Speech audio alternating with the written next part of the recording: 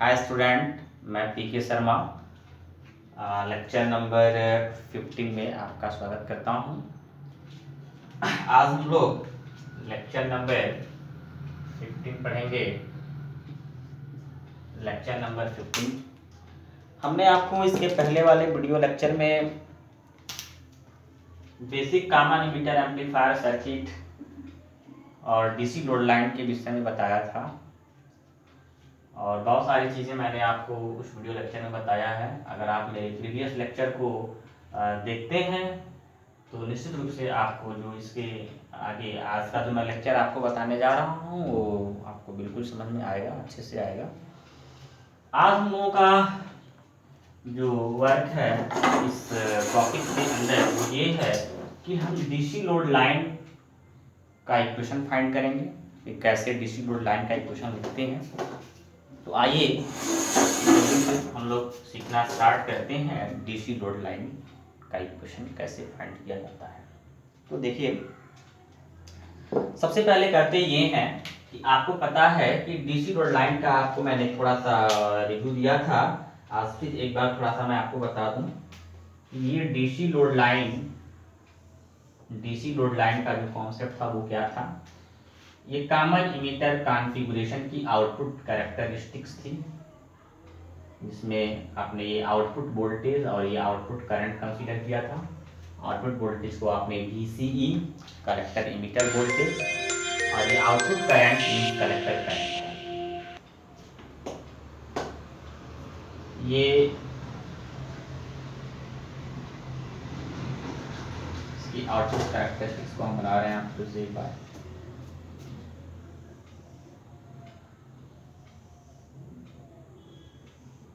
ये output characteristics है इसकी।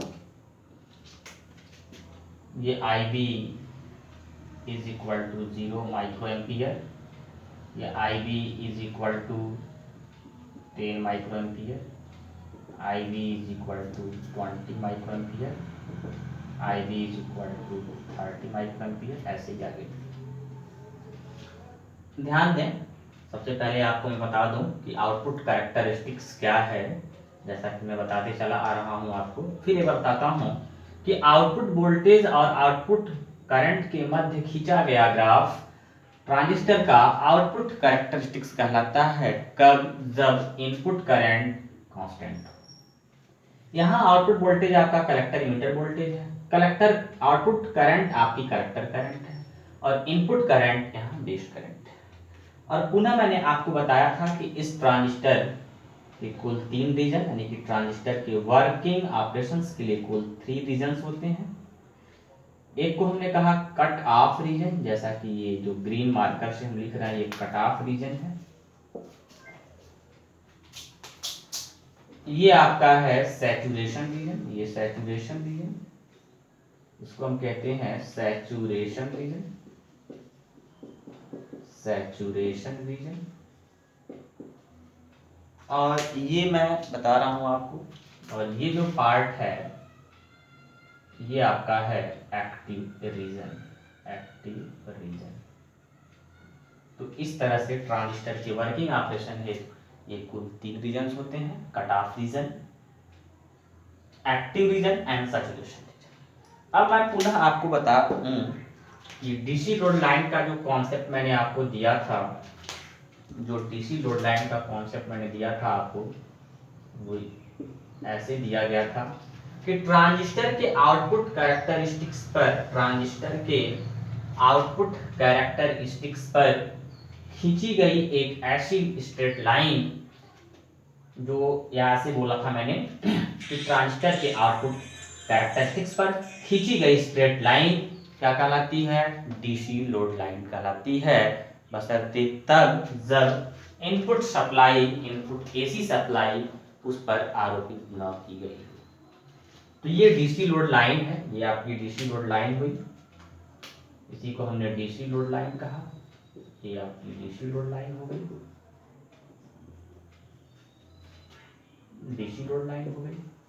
अब हमको इसी डीसी लोड लाइन का हमें इक्वेशन फाइंड करना है। क्योंकि ये एक स्ट्रेट लाइन है तो इसका जो इक्वेशन आएगा वो एक स्ट्रेट लाइन की तरह होगा। अब हम इसके इक्वेशंस को कैसे फाइंड करेंगे, ये हमारे लिए चैलेंज है। तो चूंकि हम जानते हैं कि इस इक्वेशन, ये जो लाइन है ये ट्रांजिस्टर के आउटपुट कैरेक्टरिस्टिक्स में प्राप्त हो रही है, तो निश्चित रूप से इसका जो इक्वेशन होगा वो ट्रांजिस्टर के आउटपुट, इस कॉमन एमिटर एम्पलीफायर सर्किट के आउटपुट पार्ट से मिलेंगे। तो आप देखें ध्यान से कि इस पूरे कॉमन एमिटर सर्किट के, इस एम्पलीफाइंग सर्किट में इसके दो लूप फॉर्म हो रहे हैं, एक first loop and second loop, ये इनपुट में है और ये आउटपुट में है। तो इस डीसी लोड लाइन का इक्वेशन अब हम इस आउटपुट में कैसे लें, कैसे लिखें, इसके लिए हम जानते हैं कि ये क्लोज सर्किट है और क्लोज सर्किट में हमको वोल्टेज और करंट के बीच रिलेशन देने के लिए किरचॉफ वोल्टेज लॉ लगाना होता है। तो आइए हम इसके सेकेंड लूप में या इसके आउटपुट पर किरचॉफ का सेकेंड लॉ लगा करके आपको समझाएं कि कैसे हम इस लॉ को यहाँ अप्लाई करके डीसी लोड लाइन का इक्वेशन देखते हैं। तो देखिए, सबसे पहले हम क्या करते हैं, सबसे पहले आपको बता दें कि ये अपनी सप्लाई है आउटपुट की, जिसकी वैल्यू VCC है, ये रेसिस्टेंस RC है जिसको आउटपुट रेसिस्टेंस कह रहे हैं आप, और इसमें से होकर गुजरने वाली या पास करने वाली करंट है आपकी IC। तो इसके अक्रॉस कितना वोल्टेज ड्रॉप होगा, IC इंटू RC, ये वोल्टेज ड्रॉप यहाँ पे IC इंटू RC हो गया। ऐसे ही आप देखें ध्यान से, ये कलेक्टर है और ये एमीटर है, कलेक्टर और एमीटर के अक्रॉस कितना वोल्टेज का ड्रॉप होगा, VCE। तो अब हम आपको ये बता दिए कि जो टोटल इस क्लोज सर्किट के अंदर वोल्टेज ड्रॉप है वो कौन कौन सा है। तो पहला है VCC, दूसरा यहाँ पे IC इंटू RC और यहाँ है आपका VCE। दूसरी बात आती है इसके कन्वेंशन की कि हम साइन कैसे लेंगे, क्योंकि आपको पता है कि किरचॉफ का केवीएल क्या है, केवीएल रूल क्या होता है। तो किरचॉफ का केवीएल रूल ये होता है कि किसी बंद परिपथ में लगे प्रतिरोधों, वैद्युत प्रतिरोधों के अक्रॉस वोल्टेज ड्रॉप का सम, अलजेब्रिक सम सदैव शून्य होता है। अर्थात अलजेब्रिक सम का मतलब ये कि उनका जो साइन कन्वेंशन है उसके साथ उनको लिखना है आपको। तो आइए स्टार्ट करते हैं। अब लिखेंगे applying Kirchhoff voltage law in second loop, ऐसा कह लीजिए। तो क्या मिलेगा, देखिए ध्यान से, मिलेगा आपको, यहां से मिलेगा, अगर हम डायरेक्शन -2 प्लस ले रहे हैं, अगर -2 प्लस ले रहे हैं और -2 प्लस के लिए अगर हम लिखते हैं प्लस VCC, तो ध्यान दें कि हम प्लस से माइनस जा रहे हैं, अर्थात उसके अपोजिट हो गए जो हमने कंसीडर किया था कि अगर माइनस से प्लस के लिए प्लस VCC है, तो यहाँ देखिए RC के अक्रॉस जो साइन कन्वेंशन है वो प्लस से माइनस है, ये क्या हो जाएगा, ये आपका हो जाएगा -IC इंटू RC। ऐसे ही आप इधर देखें, कलेक्टर एमीटर के लिए भी प्लस से माइनस हम आ रहे हैं, तो हमारा जो कंसीडरेशन था जैसा कि हमने माना था उसके ठीक विपरीत आ गए, तो साइन कन्वेंशन माइनस हो जाएगा और ये हो जाएगा आपका VCE, और सभी के अक्रॉस वोल्टेज ड्रॉप का जो सम होना चाहिए 0 होना चाहिए, तो 0 हो जाएगा। अब जरा ध्यान दें इस इक्वेशन को और एक चीज समझें, क्योंकि हमें डीसी लोड लाइन ये स्ट्रेट लाइन के फॉर्म में दिख रही है, तो निश्चित रूप से यह इक्वेशन भी स्ट्रेट लाइन के फॉर्मेट में होना चाहिए। तो आपको पता है कि इक्वेशन ऑफ स्ट्रेट लाइन क्या होता है, ये होता है आपका y is equal to mx plus c। अब थोड़ा सा समझने वाली बात है कि हम इस इक्वेशंस को इस फॉर्मेट में कैसे लाएं। तो सबसे पहले क्या करेंगे, आप जरा समझें कि जो यहाँ y और x है, वैसे इस इक्वेशन में हम किसे y कहेंगे और किसे x कहेंगे। आप देखिए, ये आपका VCE x एक्सिस को रिप्रेजेंट कर रहा है, IC ये y एक्सिस को रिप्रेजेंट कर रहा है। यानी कहने का सेंस हमारा ये है, कहने का हमारा सेंस यहाँ पे ये है कि जो आपका ये VCE है उसको हम x की तरह कंसीडर कर रहे हैं, जो IC है इसको हम y की तरह कंसीडर कर रहे हैं। अगर हम इस कॉन्सेप्ट के अकॉर्डिंग इसको यहाँ पे एडजस्ट करें, अरेंज करें, तो जरा ध्यान दें आपको मिलेगा क्या, मिलेगा ICRC is equal to VCC minus VCE। RC से डिवाइड कर दीजिए तो मिलेगा आपको VCC, या आप इसको थोड़ा पहले लिखिए, इसको बाद में लिखिए, तो आपको मिलेगा -1/RC इंटू में VCE, और ये हो जाएगा प्लस VCC और अपान में RC। देखिए ध्यान से समझ लीजिए इस चीज को। हमने क्या किया, पहले इस RC से सब में डिवाइड किया है, इसको हमने पहले दिया है, इसको हमने बाद में दिया। कोई पूछ सकता है ऐसा क्यों, ताकि हम इसको इस फॉर्मेट में ला पाए, जो हमारा ये फॉर्मेट है y = mx + c, ये उस फॉर्मेट में आ सके। देखिए y in the sense IC, x in the sense VCE, और ये m की वैल्यू।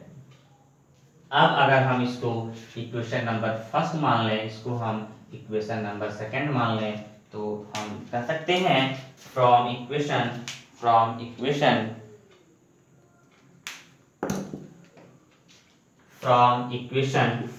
एंड सेकंड, समीकरण 1 व 2 से आप देखें कंपेयरिंग करने पर आपको क्या मिलेगा, m इज इक्वल टू मिल जाएगा आपको, यहाँ से आपको मिल जाएगा m is equal to -1/RC, और इस m को ही हम इस डीसी लोड लाइन का स्लोप कहते हैं। यानी कि हम आपसे कहेंगे कि slope of DC load line क्या होगा, आपका जवाब होगा -1/RC, जहां RC क्या है, आउटपुट रेजिस्टेंस है, या कलेक्टर रेजिस्टेंस भी कह सकते हैं आप। तो ये हो गया आपका slope of DC load line. अब हमें ये बताना है कि चूंकि ये स्ट्रेट लाइन है, क्योंकि ये जो लाइन है वो स्ट्रेट लाइन है, और अगर ये स्ट्रेट लाइन है तो इसके दो एंड पॉइंट हैं, दो एंड पॉइंट होंगे। मान लीजिए एक ये मान लें, और इसको अगर हम बी मान लें, इसको अगर हम ए माने और इसको अगर हम बी माने, यहाँ पे ये अगर हम इसको बी मान लें, तो हमसे पूछा जा सकता है कि पॉइंट ए का कोऑर्डिनेट क्या होगा और पॉइंट बी का कोऑर्डिनेट क्या होगा।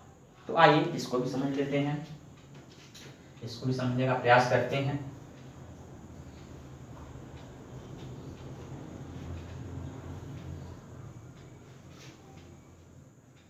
अब देखें आप,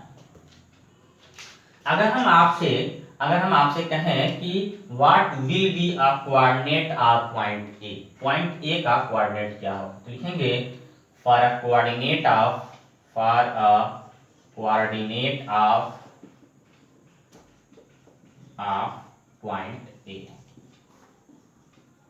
पॉइंट ए। तो ध्यान दीजिए आप, इस एक पॉइंट का कोऑर्डिनेट कितना होगा, तो आपको पता है कि ये y एक्सिस पे है, और y एक्सिस का कोऑर्डिनेट क्या होता है, x एक्स। y एक्सिस का इक्वेशन क्या होता है, x = 0। यानी कि आप इस पॉइंट का कोऑर्डिनेट अगर लिखना चाहते हैं, अगर आप लिखना चाहते हैं, तो क्या बताइएगा, आप बताइएगा 0, y। अब जरा ध्यान दें, इसका मतलब ये हुआ कि y एक्सिस का इक्वेशन x = 0। अब यहाँ पे x क्या है, तो VC = 0, तो हम बोलेंगे दैट मीन्स y = 0, और y = 0 का सेंस क्या समझाएं आपको, कि VCE = 0। जब ये VC = 0 लिखेंगे, तो लिखेंगे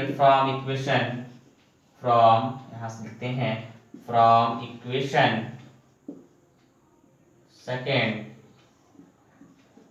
वी गेट, क्या मिलेगा, ये 0 हो जाएगा, तो आपको IC की वैल्यू मिल जाएगी, IC की वैल्यू